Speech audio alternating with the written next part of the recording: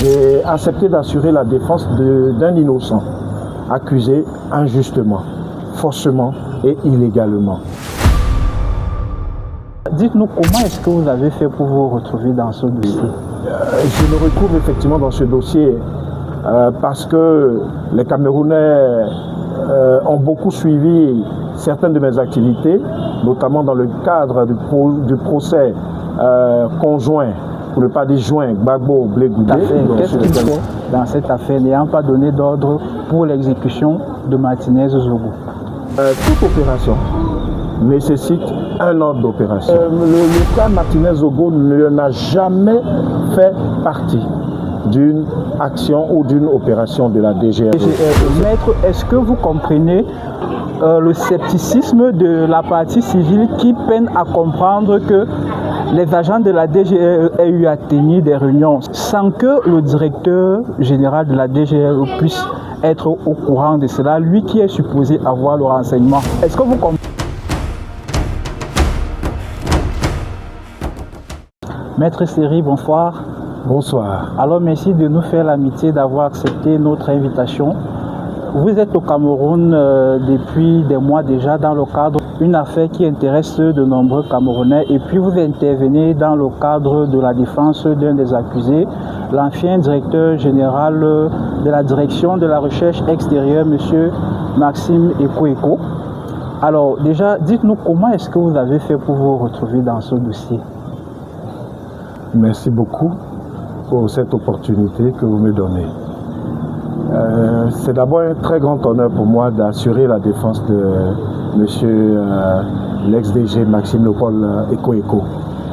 C'est un grand honneur parce que c'est une personnalité très importante de ce pays dont le parcours est admirable parce qu'il s'agit de quelqu'un qui a su se former à tous les défis de son temps et a su diriger le service qu'est la DGRE avec un certain brio, a su le réorganiser et de ce fait a contribué fortement à la stabilité de ce pays face notamment aux menaces extérieures dont les plus marquantes et prégnantes sont la rébellion dans le Nozo et puis bien entendu l'action que nous connaissons des groupes dits Boko Haram. Mais son action est allée au-delà, puisque chargé d'un service qui a pour compétence, suivant les décrets et la loi qu'il a instauré, de parer à toute menace pouvant ébranler l'ordre étatique, eh bien, c'est une tâche extrêmement lourde dans laquelle, je pense, pendant 13 ans, il a bénéficié de la confiance des plus hautes autorités. Et c'est aussi un grand honneur. Pourquoi? Parce que j'ai accepté d'assurer la défense d'un innocent, accusé injustement, faussement et illégalement.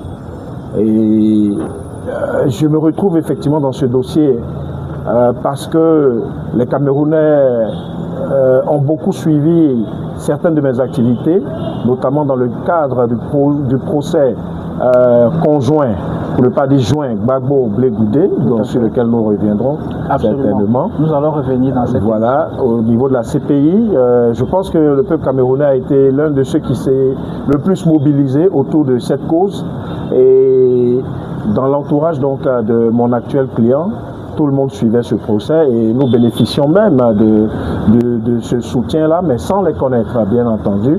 Et je crois également que la crise ivoirienne a eu des ramifications également au Cameroun en son temps. Et le DG était déjà en fonction et il a donc suivi toute cette situation. Et c'est dans ce cadre-là que lorsqu'il a été confronté à la situation qui a conduit à son arrestation, eh bien, les uns et les autres se sont mis en branle pour trouver un avocat qui serait à même de soutenir les confrères qu'il avait déjà choisis dans le cadre de sa défense. Ok.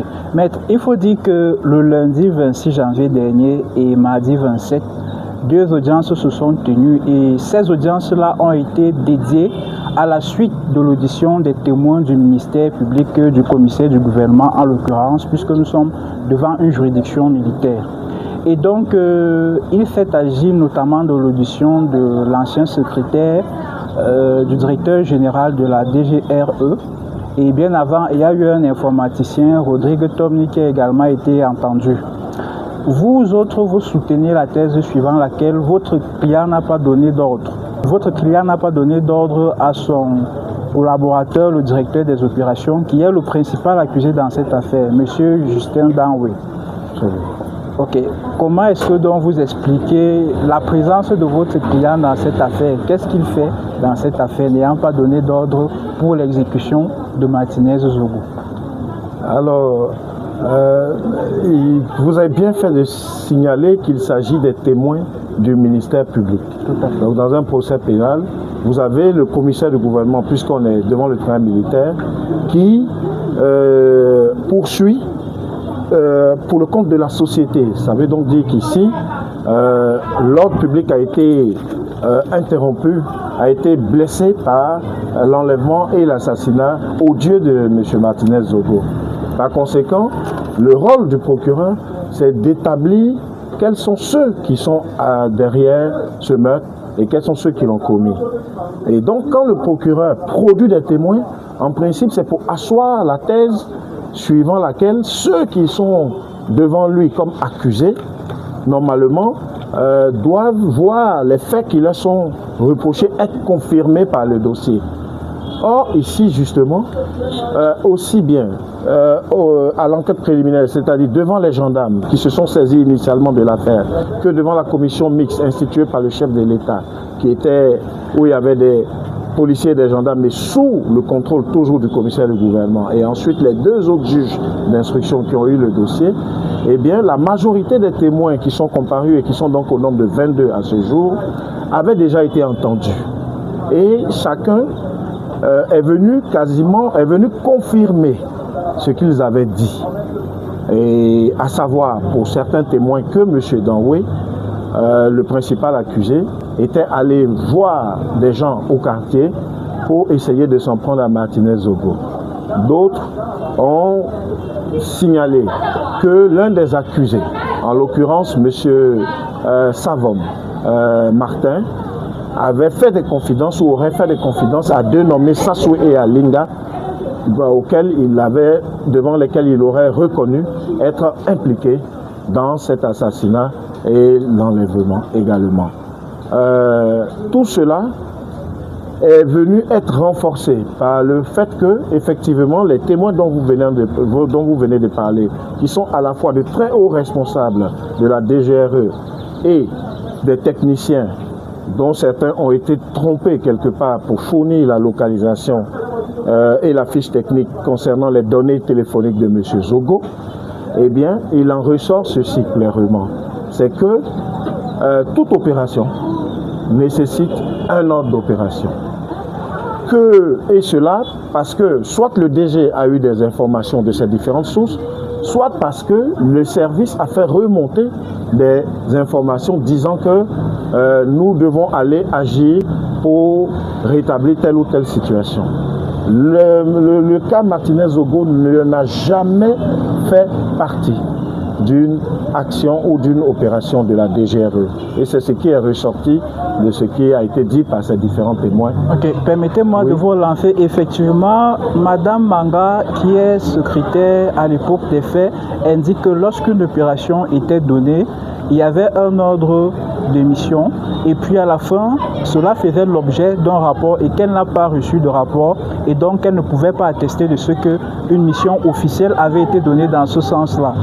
Maintenant, il y a une autre question, c'est celle de la tenue des réunions qui auraient eu lieu au niveau de la DGRE. Maître, est-ce que vous comprenez la suspicion ou le scepticisme de la partie civile qui peine à comprendre que les agents de la DGRE aient eu à tenir des réunions? Ça, c'est ce qu'ils évoquent, sans que le directeur général de la DGRE puisse être au courant de cela, lui qui est supposé avoir le renseignement. Est-ce que vous comprenez au moins cette inquiétude de la partie civile? Cela ne peut pas se comprendre parce que les parties civiles, d'ailleurs, nous étonnent un peu dans ce procès. Elles ont devant elles des témoins qui viennent dire que, en réalité, le directeur n'est pas concerné par cette affaire elle a à sa disposition le principal concerné, ou au moins 2 concernés, suivant les aveux qui ont été faits par certains, et l'état du dossier. Et elle s'acharne, à notre grand étonnement, à vouloir à tout prix impliquer le DG. Parce qu'on peut imaginer que son but, c'est d'obtenir une réparation pécuniaire de la part de l'État.